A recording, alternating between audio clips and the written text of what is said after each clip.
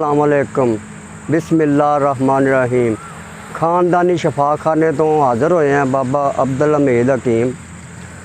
ਤੁਹਾਨੂੰ ਅੱਜ ਦਾ ਮੌਜੂ ਹੈ ਸਾਡਾ ਔਰਤਾਂ ਨੂੰ ਜਿਹੜਾ ਲਕੋਰੀਆ ਹੋ ਜਾਂਦਾ ਬੱਚੀਆਂ ਨੂੰ, ਉਹਦੇ ਵਾਸਤੇ ਤੁਹਾਨੂੰ ਇਹ ਦੱਸ ਰਹੇ ਹਾਂ ਤੇ ਉਹਦਾ ਇਲਾਜ ਵੀ ਦੱਸਾਂਗੇ। ਬੱਚੀਆਂ ਦੇ ਲਕੋਰੀਆ ਜਦੋਂ ਹੁੰਦਾ ਹੈ, ਬੱਚੀਆਂ ਦੇ ਕਮਰ ਦੇ ਵਿੱਚ ਦਰਦ ਹੋਣ ਲੱਗ ਜਾਂਦਾ ਹੈ, ਬੱਚੀਆਂ ਨੂੰ ਜਿਸਮਾਨੀ ਕਮਜ਼ੋਰੀ ਹੋ ਜਾਂਦੀ ਹੈ, ਖੂਨ ਦੀ ਵੀ ਕਮੀ ਹੋ ਜਾਂਦੀ ਹੈ, ਕਈਆਂ ਨੂੰ ਲੱਤਾਂ 'ਚ ਜਿਸਮ 'ਚ ਜੋੜਾਂ 'ਚ ਦਰਦਾਂ ਵੀ ਹੋ ਜਾਂਦੀਆਂ ਕਿਉਂਕਿ ਕਮਜ਼ੋਰੀ ਬਹੁਤ ਹੋ ਜਾਂਦੀ ਆ।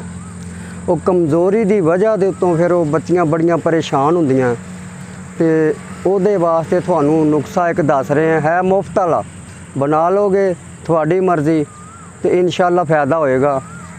है बिल्कुल फ्री वाला। किक्कर दी फली है 10 ग्राम किक्कर दी गूंद है। किक्कर तुसी वेखी होएगी आम जिहा दरखत हैगा। वो किक्कर दे जनाब 5 अंग लैने आ, फुल भी उहदे लैने आ। उहदे छिलके दे विच एक पतला छिलका हुंदा है सफ़ेद रंग दा, वो छिलका लैना ते ये फुल, उहदियां फलियां, उहदे सक, उहदी गूंद, ये 5 चीज़ां उहदियां लैनियां ते 6वीं सफ़ेद मूसली। वो तुहानूं पंसारी कोलों ये भी चीज़ां मिल सकदियां, लेकिन वो सफ़ेद मूसली जे तुसीं मुफ्त भी इकट्ठियां करनियां चाहो ना तो किक्कर तो लभ जांदियां, ते जिहड़ी सफ़ेद मूसली वो तुहानूं पंसारी दी दुकान तो लैनी पेगी।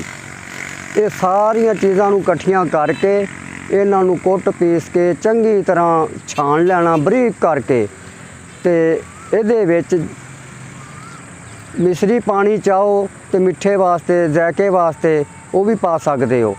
तो सुबह तो शाम 2 टाइम अद्धी चम्मच अदे नाल दुध दे नाल खा लो, पानी दे नाल खा लो। तो इंशाअल्लाह 15 दिन खाओगे तो 15 दिनों के विच इहदा रिजल्ट आएगा। 16वें दिन खाण की लोड़ ही नहीं पैनी, इहदा 15 दिनों च बहुत अच्छा रिजल्ट आंदा इंशाअल्लाह। ये आउंदे बार हर तुहानूं नुस्खा कोई ना कोई दिंदे रहांगे, तुसीं बनांदे रहा जे।